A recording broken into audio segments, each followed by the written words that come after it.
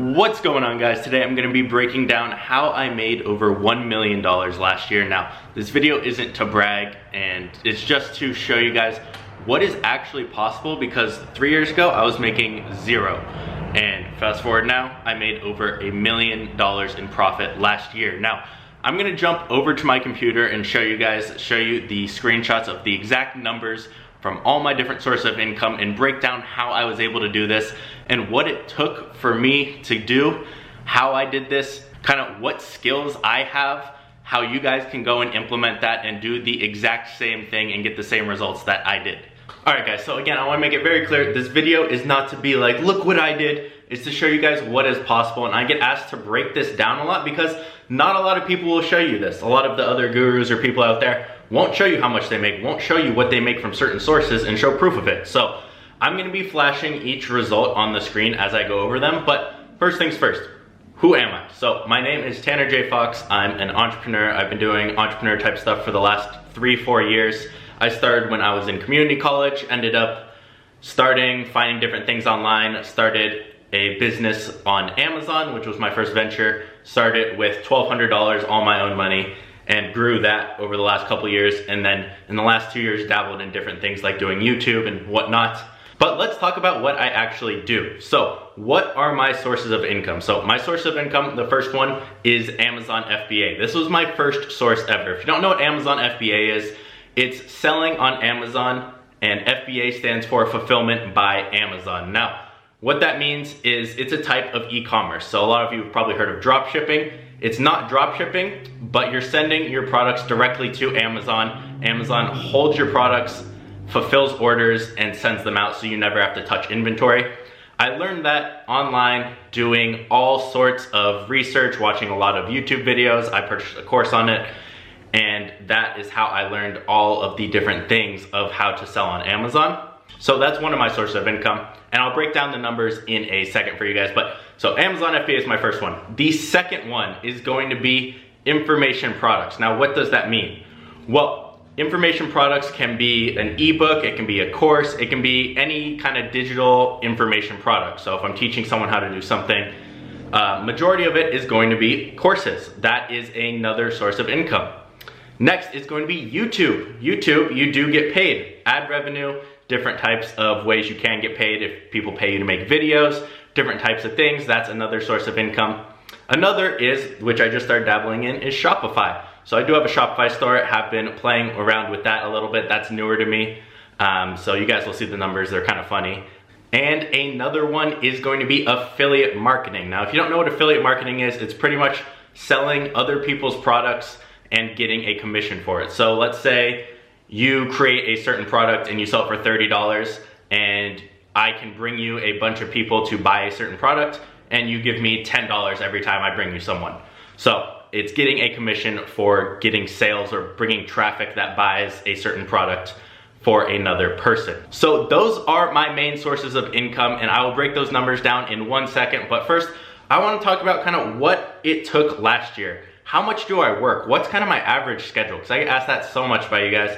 My average schedule is pretty much the same every single day. So I have some numbers written down behind me, but I worked every single day of 2018, no matter what. Now, does that mean I work 10 hours a day every day? No, not even close. Some days I worked, I think my lowest day was 2 hours, hour and a half. I got frustrated, I stopped, and let's say it was Christmas, whatever it is, any holidays, I still work. So I worked 365 days last year. Now again, obviously I can work from home, make my own schedules and whatnot, but I enjoy working. It's something I enjoy, so I do that every single day. My normal work day is usually 4 to 6 hours for me. And if we take an average of 5, that's 1,825 hours of work I put in last year, or 76 days. Now, that might not seem like a lot to you. It might seem like a lot to you. One or the other, it depends. But I've never been the type to grind away. I'm very consistent, and that's really one of my strong suits and something I attribute a lot of my success to, because a lot of people will pick something up, put it down, and get burnt out very quickly, whereas I can stay consistent as long as I'm not burning myself out. If I was doing 10, 12-hour days every day, there'd be no way. That's not how I work. I can work 4 or 6 hours and get a lot done in that time. Now, did I work more when I was first starting these things? Not necessarily. I worked a decent amount, but when you're just starting and you don't know what to do as much or what needs to be done, it's hard to work a lot. A lot of the time is put to learning. And I spent tons of time on YouTube, thousands of hours on YouTube, watching videos about how to do certain things. And even this last year, 2018, I spent that much time doing that as well. I bought 8 different courses, spent about $7,500 on all of them combined to learn different skills that I wanted to learn this year. A lot of my money, a lot of my time and effort went to learning this last year. If you guys have been following me for the last year or so, you'll know my income last year was higher than this year. I'm sorry, my income in 2017 was higher than 2018. Now, why is that? Does that mean my business is failing? No, it means I put a lot of time into learning instead of monetizing. I could have bumped out a YouTube video every single day, gotten ad revenue, sold more courses and whatnot, and made more money last year, but I put a lot of that time into learning new things that I know will make me way more than that last year in the upcoming years, and those will be put to the test this year to see. So let's finally get into the numbers. I'll stop boring you guys with all the stuff you don't care about. So my Amazon story is a little unique. So like I said, I started 3 years ago with one store. I grew that pretty quickly. Within a year, I was at, I think my first year I did $275,000 in sales, $120,000 in profit. And then after 2017, at the end of 2017, my Amazon account ended up getting hacked and I had to restart. I was making $35,000, $40,000 profit a month. From that, sales were about double that. And I had to completely restart. A bunch of my accounts got hacked. That was one of them. I was not able to recover. Don't ask me why Amazon is so difficult, but I lost that and I had to start from scratch. So my numbers are lower this year than they really should be. So my Amazon FBA sales for 2018 were $793,663.27. Now, the screenshot you see on the screen is from one of my Amazon seller app tools that I use on my phone, and that is one of my better days I had in October. You can see these sales on there. So obviously the $793,000 is not all profit. I wish it was. It is not. We have different costs. So my product costs were $152,720.54. So that's how much I spent for the products. Now obviously that wasn't all up front, that was spread out over the entire year. And I started with one product at the start of the year and ended up having about 4 or 5 at the end of the year, starting at 6 right now. So other than product costs, that's another 150 gone right there. What is next? Well, we have the Amazon FBA fees. So like I was saying before, Amazon fulfills all your orders. They hold the inventory, they ship it out and do the customer service and everything for you. So there are fees for that. And the fees I paid for that were $134,081.98. Now, this is not money that just comes out of my pocket before I even start. This is money that comes out each time someone orders a unit. So every unit I pay about $5 in fees total, and that is taken out of what Amazon pays me. That's not out of my pocket already. So Amazon fees, $130. Now, advertising. I do advertise my Amazon products, whether it's on Facebook, whether it's Amazon pay-per-click. Majority of it was pay-per-click this year for me. It's an easy way to kind of launch products, start them up in my opinion. So I spent $97,822.15 on that. And that brings my total profit. So remember, sales were just under $800,000. My total profit was $409,038.60 from Amazon. Now, what you guys have to remember with all these numbers is this is not after all expenses. I have other expenses as well, whether it be employees, virtual assistants, whether it be different apps and tools I use and whatnot.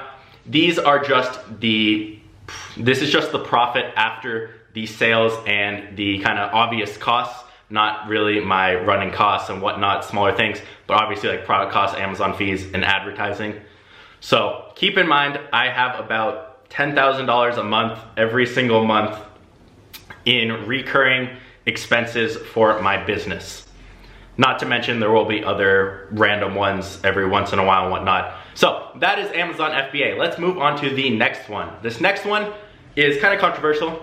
Everyone hates it, but it is my biggest source of income, and anyone who is in the kind of guru niche, who is a guru or teaches on YouTube or has a course in general, will tell you or probably won't tell you, but they make more from their course than whatever they're doing.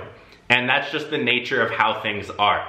There doesn't really mean they don't know what they're doing with the other thing, because regardless of how much you make from teaching, you have to look at the numbers by themselves. If I told you I made $400,000 last year from Amazon, and you didn't know how much I made from anything else, you'd say, wow, well, teach me.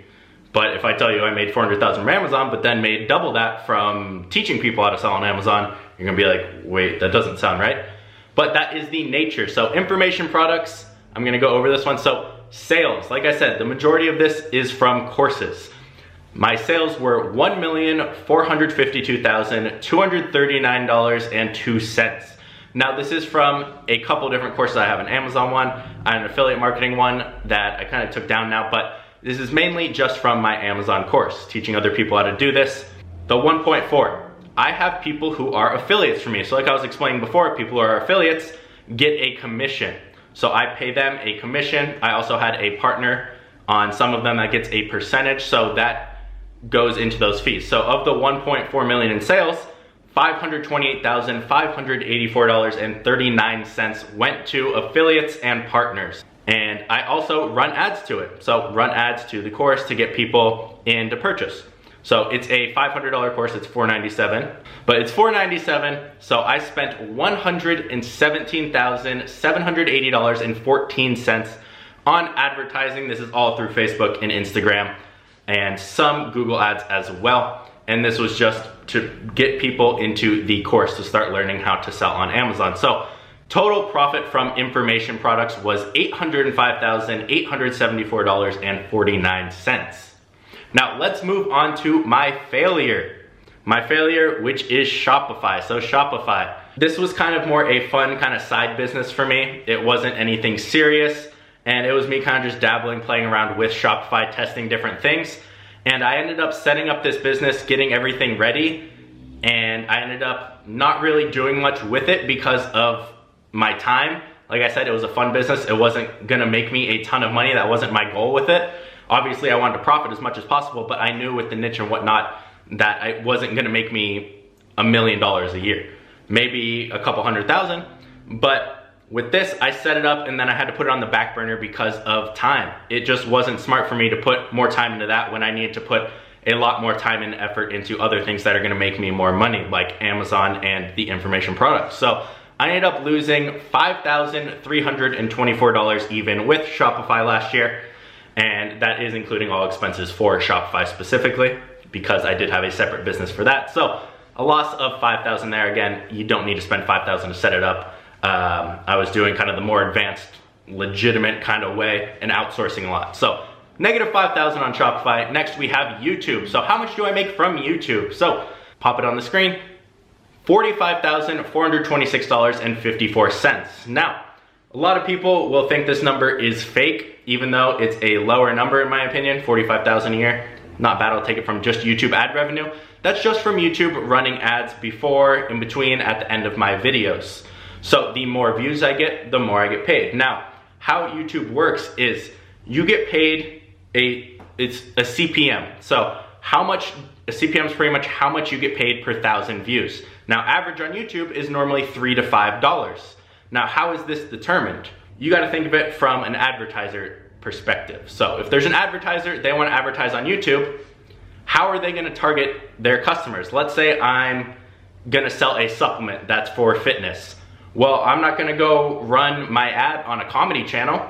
I want to target the fitness people. Whatever niche is hottest and has the most money spent on ads is gonna get paid more. So the more competitive it is, the more people have to pay to get ads, and the more you will get paid because it is kind of revenue sharing between you and YouTube. So an example is the comedy niche. Comedy niche, you get very, very low CPM. I've heard anywhere from 50 cents to $1.50, $2 if you're lucky with comedy. Why?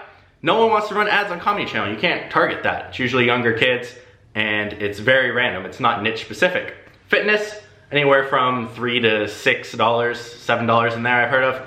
Now the entrepreneur niche is a lot higher because a lot of people are selling higher ticket things like information products. So usually in there it's anywhere from $9 to $12, and you'll see mine is an average of about $11 or $12 per 1,000 views. So that is how those numbers kind of equate, and that's why you'll see a lot of people be like, there's no way you get $10 per thousand views, your numbers are fake.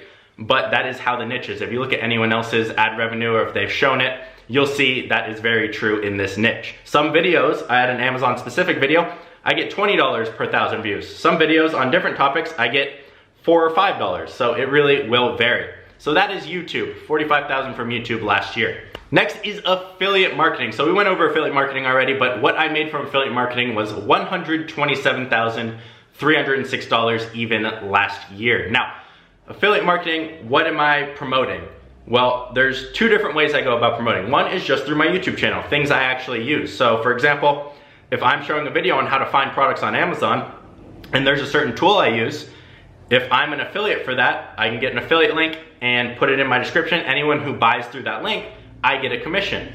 So that's way number one, doing it through my following, organically, getting people from YouTube.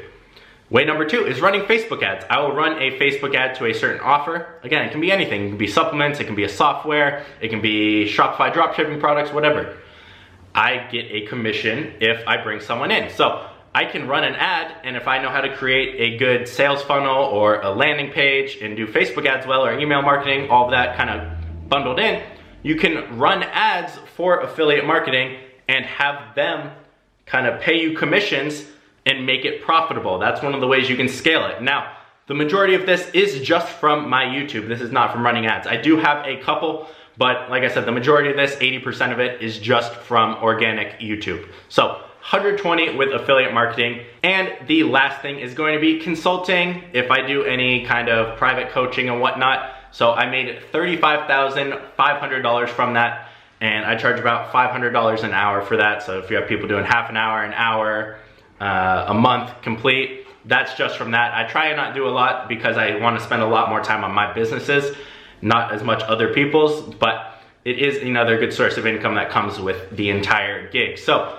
those are all my sources of income, and that all totals $1,417,821.63. And like I said before, keep in mind, that is not after my expenses, that is not with taxes taken out. Now, I'm not even gonna get into taxes because it will depend. Am I keeping the money in my business? How my business is set up? What state do I live in? What's my income bracket? So many different things. I'm not gonna get into it, but just remember, that's without expenses. Like I said, probably add another 320,000 off of that after expenses for business, and that is where my profit would be for 2018. So those are all my different sources of income broken down. Now, one last thing I want to talk about is kind of my strengths and weaknesses, because a lot of people want to know these, and a lot of people, I think, will be able to relate to this. So I'm gonna break down a couple of my strengths and weaknesses and how they help me or how they hurt me. So let's go with weaknesses first. So I can't work for long periods of time. I have trouble working more than 3-4 hours straight without taking a couple hour break, and I can't work at night. So as soon as it gets dark, it's very difficult for me to work. So I have to have my same routine every day to be efficient when I work, for the most part. Now, that is something that can hurt me, but I really, really prioritize my routine and making sure that stays like that. So that has not really affected me negatively, I don't think, this year. Next is I'm not creative at all. When I'm trying to create images, write copy, whatever it is, come up with ideas, I am not super creative. I have to do tons and tons of research and brainstorming, and it takes me so much time and frustration to come up with different ideas or whatnot, and that is one thing I wish I was better at, but I'm just not that good at it, something I've been working on. Another is speaking. I'm not that good at speaking. I've gotten way better, and I'm learning. I've actually read a couple books, which I think is ironic to read about speaking, but watch some videos as well, just trying to learn, pick that up, because the better I can speak. If I don't speak well, you guys just leave the video. It's not good for me. Now let's talk about some strengths. First one, consistency. Like I said, can't beat consistency. I'll work 4 hours a day every single day. You might work 5 days a week for 6 hours. At the end of the day, we're still working the same amount. It just really depends on what works better for you. How are you efficient? I'm not efficient after 4 hours. I'll leave my kind of brainless work after that. I'm done after 4 hours. My brain doesn't work. If I need to do certain things, I can. I can't film a video and talk like this after 4 hours. Next is the strategy and kind of overall planning. I am very good, and that is my favorite thing to do, is kind of plan out an entire overall strategy. Now, picturing it, I'm not as good at picturing it, but I'm good at breaking it down and then eventually putting it all together piece by piece, almost like Legos. So that is one of my strengths, as well as taking action. A lot of people never start, they're scared. I'll jump in almost right away, and sometimes that can hurt you because I do get bored easily if I'm not passionate about something, so I can get shiny object syndrome, jump in and be like, oh, I'm done. I don't want to do that. But when things stick, they become an addiction for me, and I just stay all in on certain things. And those are kind of my strengths and weaknesses. So I hope this video was informative for you guys. Like I said, this is not meant to brag by any means. This is meant to show you guys what is possible, just be transparent with you guys, because you guys are a big reason I am here. So I do thank you for that. If you guys are new, make sure you subscribe. And the first link in the description will be a free live workshop I'm holding where I'm gonna be showing you how you can create your own Amazon FBA business just like I did, and how many of my other students have gotten great results following the same exact method. So that'll be the first link in the description. It's completely free. You can go register, choose a time, choose a day, and I'll see you guys on there.